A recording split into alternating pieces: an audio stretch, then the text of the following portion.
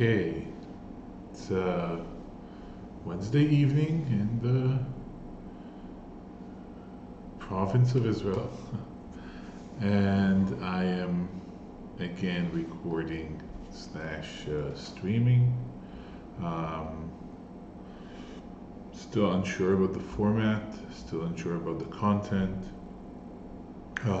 but this is another test, I guess. Um, I do want to focus on something specific today, um, which is some kind of non-structured intro into some ideas that I have about quantum information systems.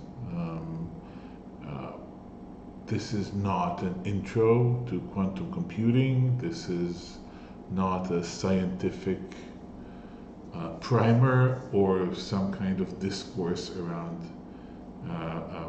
the basic ideas of quantum information. So, in a sense, I think that I am expecting the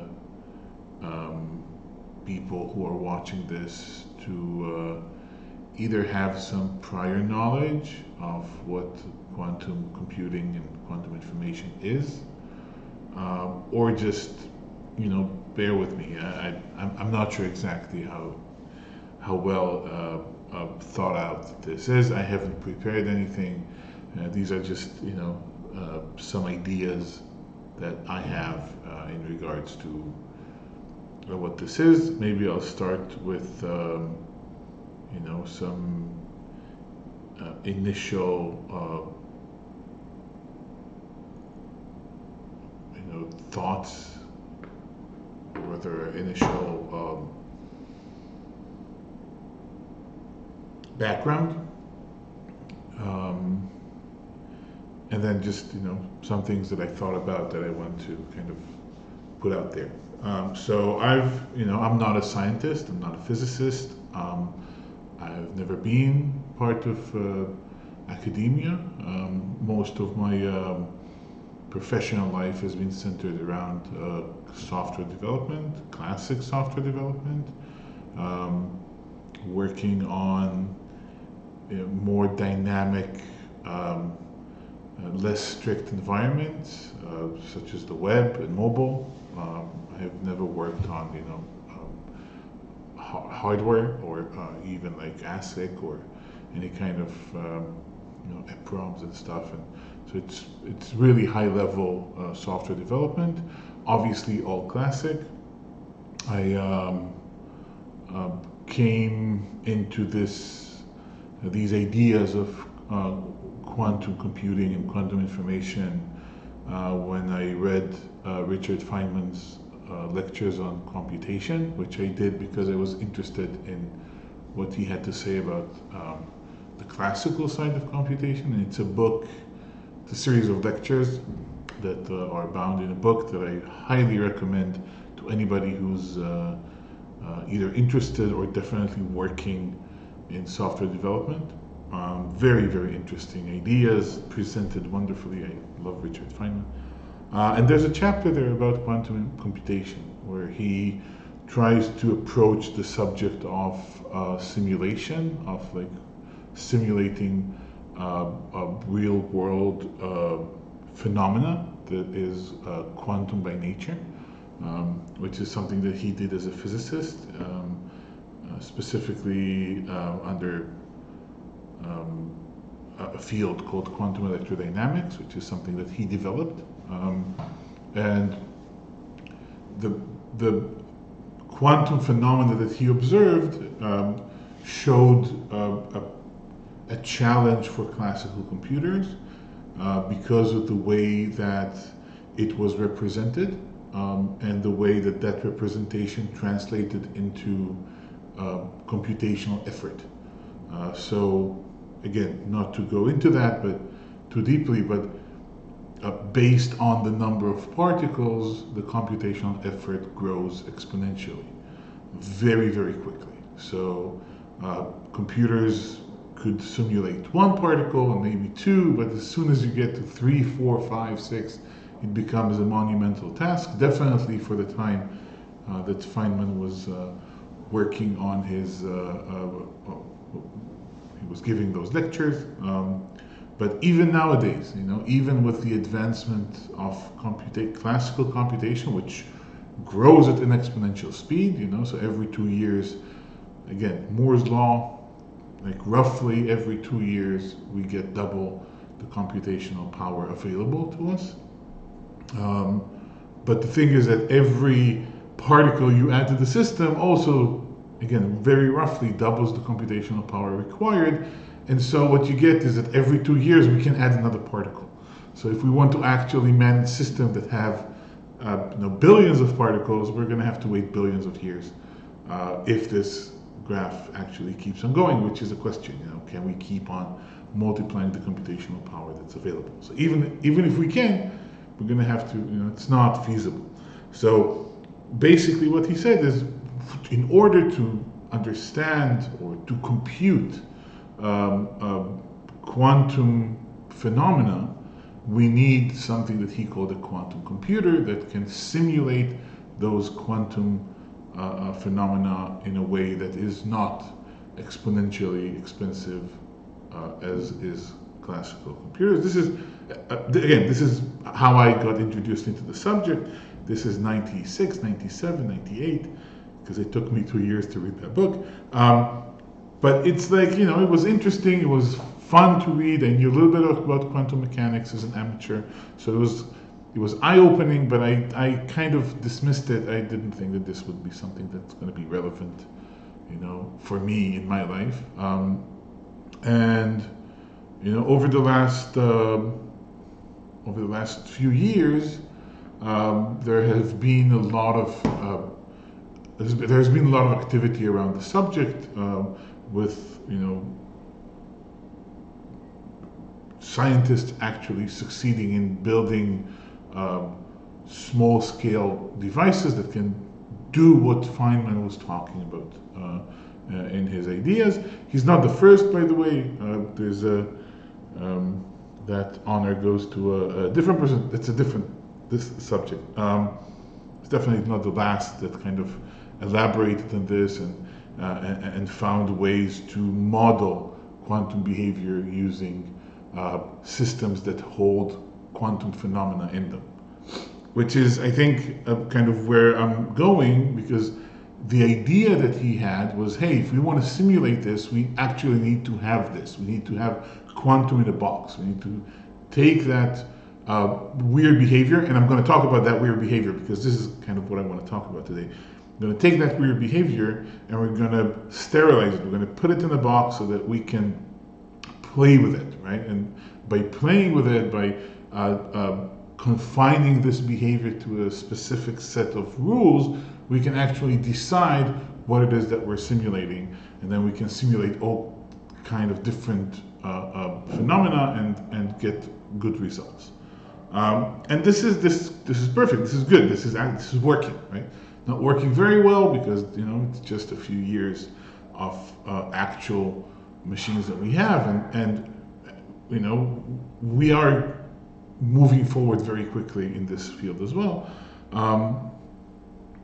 But what I wanted to touch on today was kind of my attempt in trying to wrap my head around what is the difference. What is the difference between quantum information and classical information? What is the difference between quantum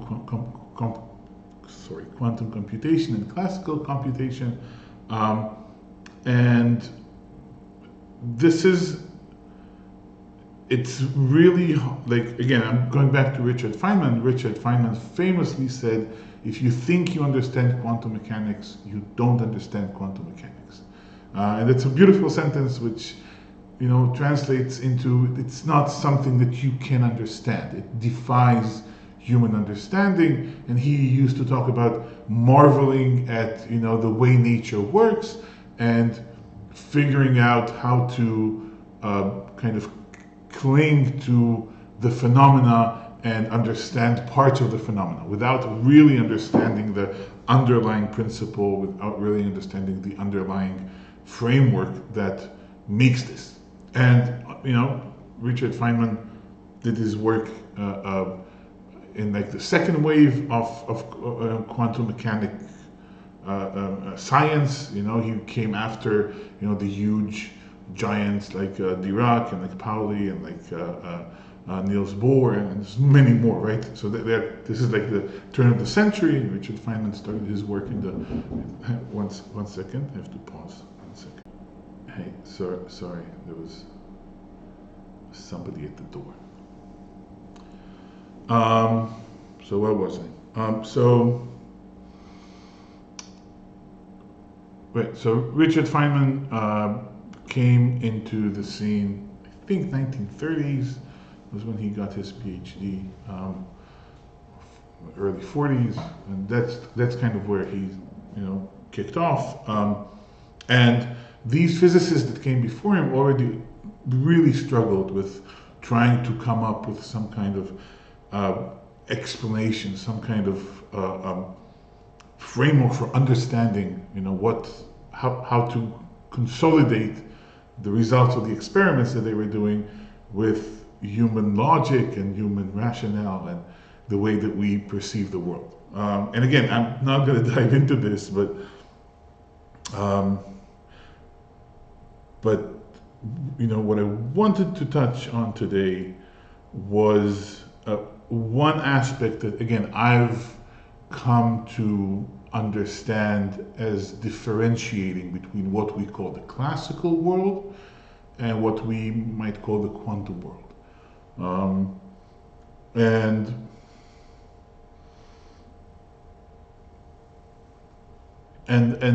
that difference is the dichotomy, the separation between the discrete and the non-discrete, between things that are countable, things that are made up of basic units, and things that are continuous. And we tend to perceive things in our life that seem to be continuous. When you think about a body of water, it looks continuous, it feels continuous. A wave on the body of water is something that just moves along and it feels continuous. But when we probe the water, when we look at the water, when we measure the water, this is something we found out about 300, 200 years ago scientifically, even though we knew it before, and ancient Greeks talked about atoms. So when we look at it, we see that it actually isn't continuous. We find the separate basic blocks that make up water, right? And again, there's many phenomena that I can look at, but the thing is that even though we have this idea of a continuous phenomena, when we measure things, and that is how we interact with the world, by measuring it, this is not just a scientific tool, it's not just like some kind of a measurement instrument that I put to look at the water. Even when we as human beings connect to the world, which we do through our senses, sight and sound, etc., these measurements, this experience, these senses are discrete, right? They fire off based on discrete measurements. Yes or no, binary. Exists or doesn't exist. Now, again, like I said, some things seem to be continuous. For example, if I have a voltage meter, right, or if I have a temperature gauge, I put like a thermometer in water and I heat the water, the temperature is going to go up and I say, oh, it's continuous. But when I look at that temperature gauge, the result that I see is going to be discrete because it's going to be dependent on how precise that thermometer is. Can it give me 0.1s of degrees as an increment? Can it give it 0.01s? Whatever my precision is of the instrument is my level of discreteness. And we know that if I keep probing deeper and deeper, at some point, nature is going to say, hey, now you're measuring so precise that I need to tell you whether it's a yes or a no. Okay, for example, if I'm looking at measurements, I said voltage, for example, or current, right? Current is maybe a better example than voltage. So I'm seeing levels of current. If I go down to the most precise, to the highest resolution that I can, I'm going to start seeing electrons. An electron is going to present itself as either there or not there, right? So every experience that we have through our senses and through measurement is discrete. When I talk about non-discrete phenomena, I'm not talking about these systems that present themselves when there are a lot of particles, a lot of discrete single phenomena that kind of bind together to create a macro feeling of a non-discrete phenomena like a wave in water. What I'm talking about is what we have found to exist in physical nature. Maybe the word physical is not a good word, but exists within nature, where these tiny particles, like an electron, don't really behave in a discrete manner. Okay, now when we measure them, they are always discrete, right? The electron is either there or not there. But it turns out that when we don't measure them, they behave in a non-discrete fashion. Okay, at least that's what we think. The reason why I say this is what we think is because they tend to show when we measure them, and again, when we measure them, they present themselves as discrete. They tend to show that the way that they got there must have been in some kind of non-discrete way.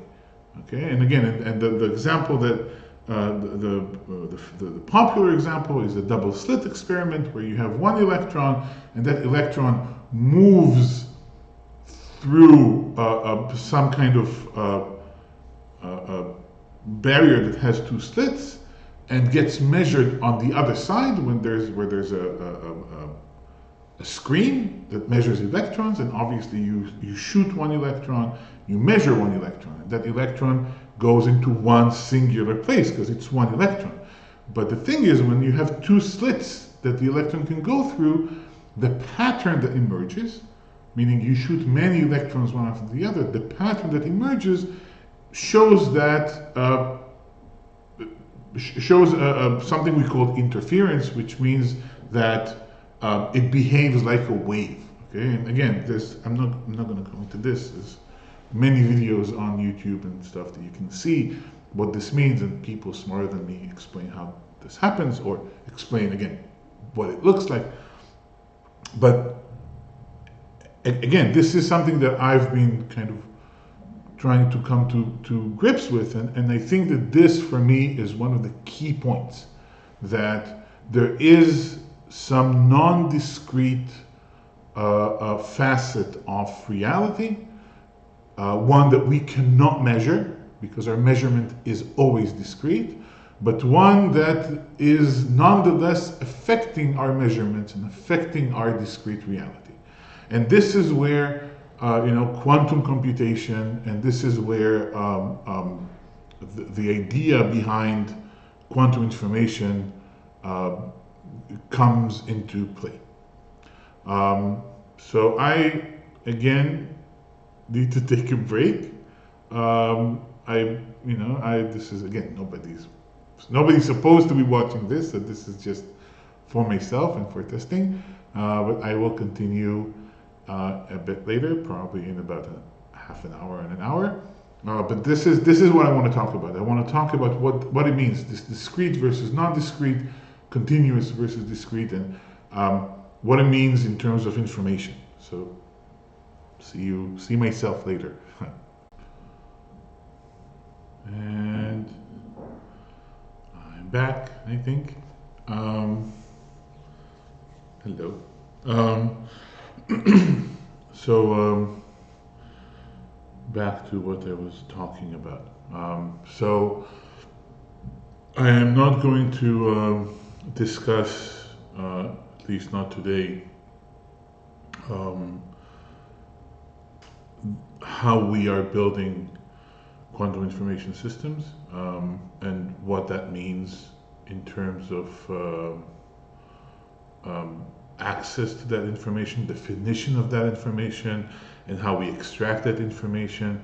Um, I want to talk about the idea of information as we understand it, and what I think, um, personally, that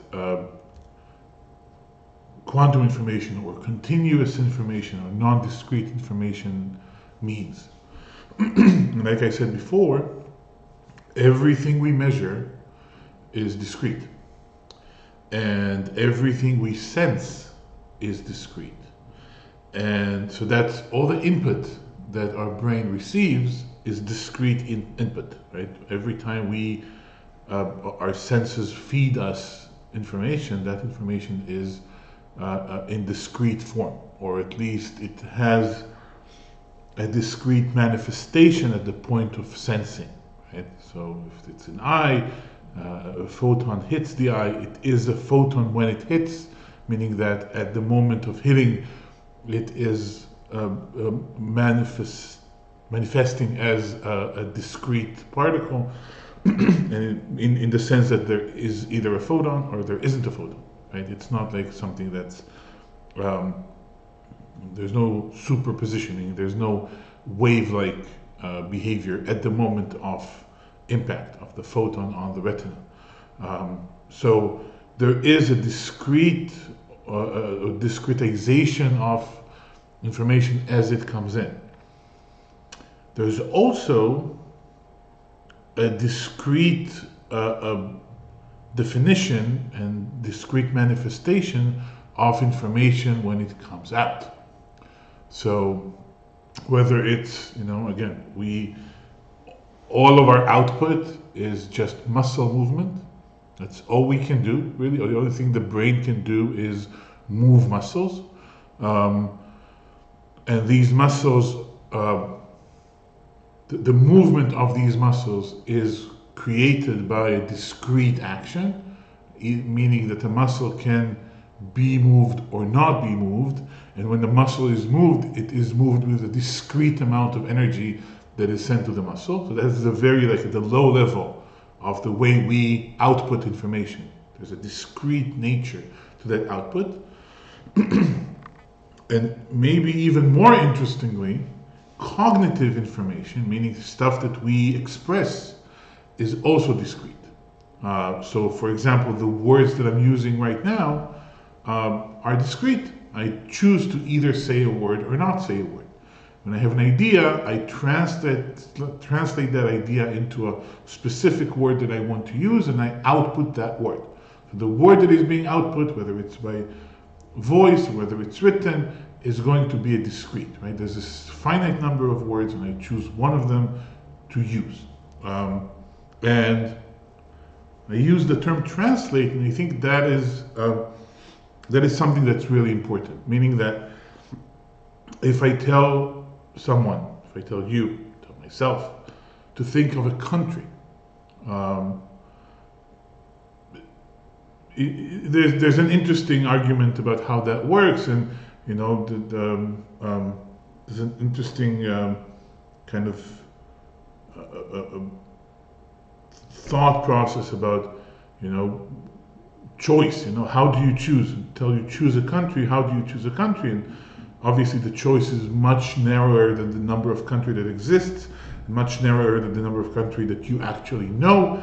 And most people will identify with the process being such that when they tell you, think about a country, and there's 2 or 3 or 4 countries that pop into your head, and then the choice is being made between one of those countries. But there's more than that, because if I just told you to think about a country, as long as you don't transfer that thought, translate that thought into a discrete output, meaning you don't say the name of the country, you are not really thinking about a country in a discrete fashion. You have some kind of dynamic, interfered presence of the countries that you're thinking about, those 2 or 3 or 4 that are in your head, plus those that aren't, right? And until the moment that you actually say the name of the country, it's not really a name of a country. It's a fuzzy idea that exists in that kind of superposition, in that kind of non-discrete fashion. Okay, this is how mentalists kind of move people towards the answer that they're looking for. Right? They cause that interference pattern to to collapse to the answer that they're looking for. So when I tell you to think about a country, I tell you to think about a number, the fact that you feel like you have a number in your head is still not, it's not discrete. By the way, there is a mechanism where we kind of speak to ourselves. Doesn't happen all the time. Definitely doesn't happen when people talk. When I talk now, I'm not pre-constructing the sentence in my head and saying it before I verbalize myself. The verbalization process for me right now doesn't happen to everyone, doesn't happen to me all the time, but right now I have thoughts, and those thoughts get translated into speech as I think them. I can actually do this another way. I can think, like let's say that I want to think about a country.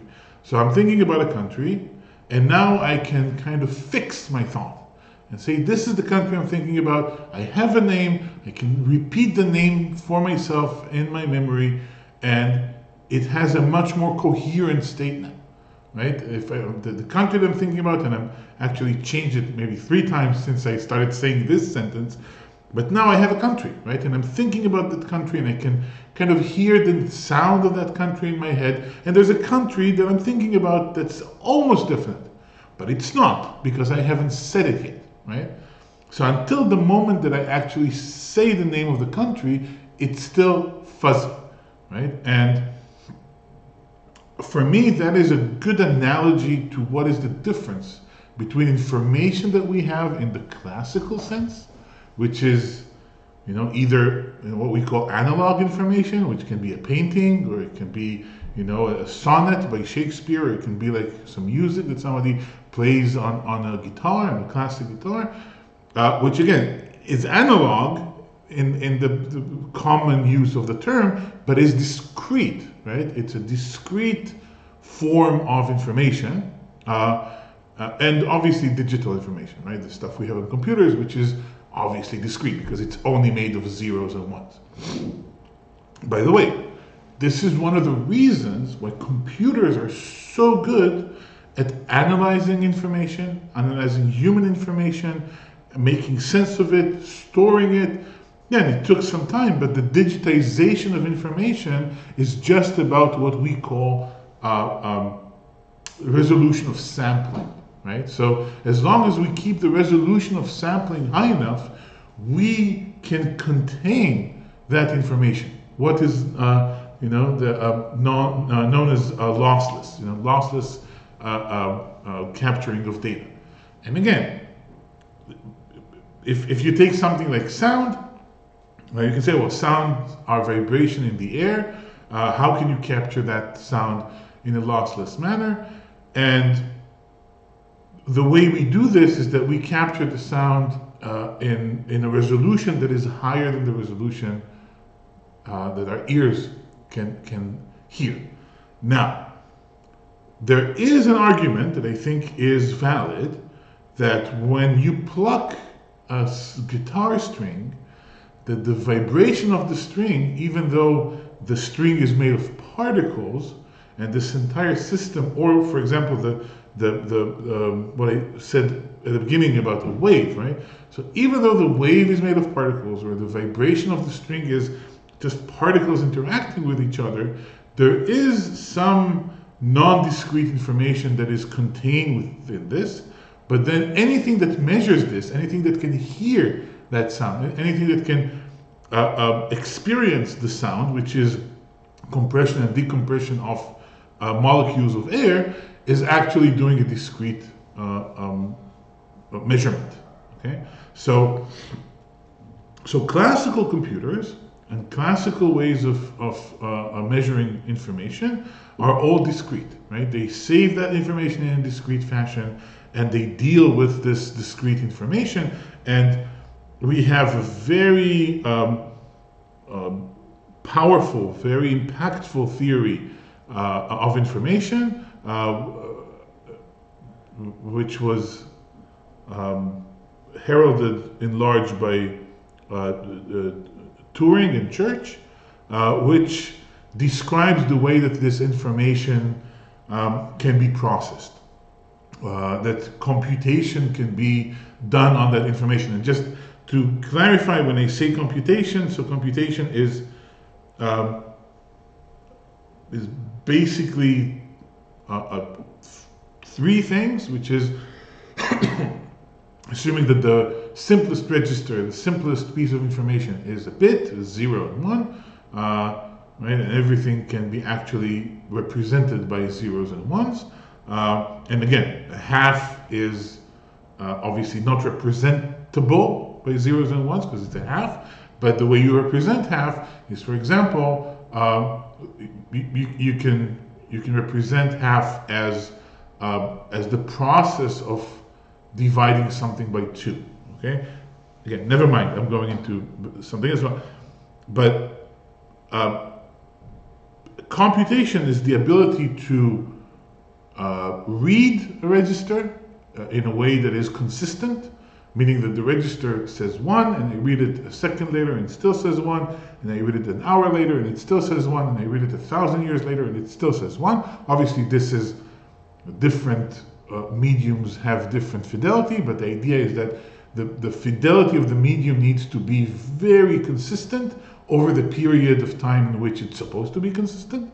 The second thing is being able to switch between 1 and 0. So saying, you know what, whatever is in this register, change it, right? Flip it, like a NOT operation, right? If it's 1, make it a 0. If it's 0, make it a 1. And the third thing that I need is the ability to copy.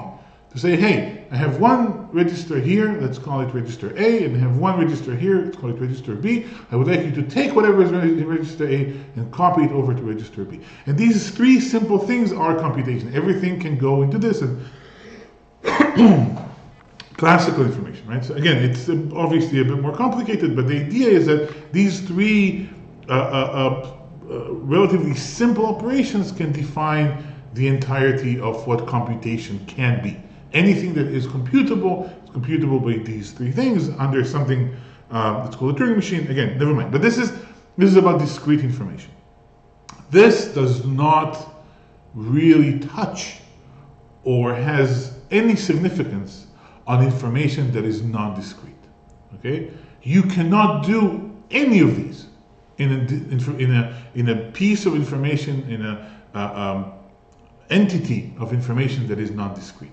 Because first of all, you can't really read it, because reading it is going to give you a discrete piece of information. So a non-discrete piece of information, when it's being read, provides a discrete piece of information, which is like, and again, maybe I will do this, talk about what that means in terms of the systems we're building, but one of the entities that we have within quantum computations, quantum computers, quantum information, is an entity called qubit, right? Which we define as a non-discrete piece of information, the smallest one, which can be read. When you read it, it's going to give you a 0 or a 1. That's the only thing, nothing else, either a 0 or a 1. But when you don't read it, it's neither 0 nor 1. It's some kind of non-discrete combination of 0 and 1. Just like the names of the countries in your head, right? It's not 0 and it's not 1. Fidelity here, which is already, this is kind of the problem that I see with the way that we define quantum information. Fidelity is defined by how likely am I to get the same pattern of answer that I'm expecting if I measure it an infinite number of times. So if, for example, I'm expecting a qubit to always return 0, and I keep asking it, right?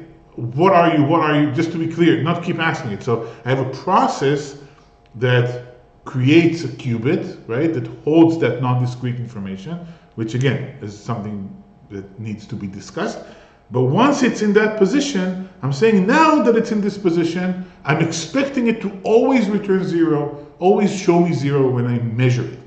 So the fidelity is, I'm going to measure it 1,500 times or 1,000,000 times, and out of 1,000,000 times, it's going to return 999,990. And 10 times, it's going to return 1. I'm going to say, okay, that's my error rate. Sometimes it returns 1, but most of the times it returns 0, and I'm happy from a classical standpoint because I can be assured that my classical answer is correct. And I call it error because the ones don't fit my model, my classical model of information, right? The way I look at this is not really an error, right? This is what the qubit holds, right? And no qubit can be a pure 0. There's always ones in there because it's not really a 0, because it's a non-discrete form of information. So what I was saying, you can't really read it, right? You can only get a reading of it that is discrete. You can't copy it, and that's one of the laws of quantum mechanics, is that there's no copying allowed. You cannot copy. Copying is impossible because in order to copy, you need to measure, right? So if I measure, I get either 0 or 1, but that wasn't it. Like if you take another example, sometimes you have a qubit that's put in this position where half the time you measure it is 0 and half the time you measure it, it's 1, right? If I measure it in order to copy it over, I either get a 0 or a 1. So I can't really copy, it's called the cloning, never mind, again, it's quantum mechanics, but it's not possible to really copy a state of a non-discrete entity over, okay? And just to be clear, it is possible to move it over, but it's not possible to copy it so that now you have two systems that share the same non-discrete configuration, okay? So it's not possible to read, it's not possible to copy. The flip is something that is a bit more difficult. I think that you also cannot flip, right? And this is something that I've talked to, very smart people. Most of them tell me that I'm an idiot, and maybe I am. But in a sense, if I look at classical information, like I said before, I touched on it, you have something called a NOT gate, NOT operation. Let's not talk about gates. NOT operation, which is whatever you are, flip it, right? So if you're 1, you become 0. If you're 0, you become 1. If I chain two NOT operations one after the other in a classical information system, I get the same result, right? 1 becomes 0, which becomes 1, and 0 becomes 1, which becomes 0. It's always going to be the same. So if I do NOT and then I do NOT again, I get the same number. Again, assuming that the system follows those rules, right? So the numbers don't just change by themselves. The bit is not going to flip by itself. If it's a 0 bit, it's going to stay a 0 bit. These double knots are going to give me the exact result all the time. There are there are operations that we perform on qubits that are seemingly the same. Meaning that the theory, the pure theory that we have, says that if we perform these operations, we chain two of them in a row, we get the same result. And here, my contention is that is absolutely impossible. you cannot return the qubit to the same state it was.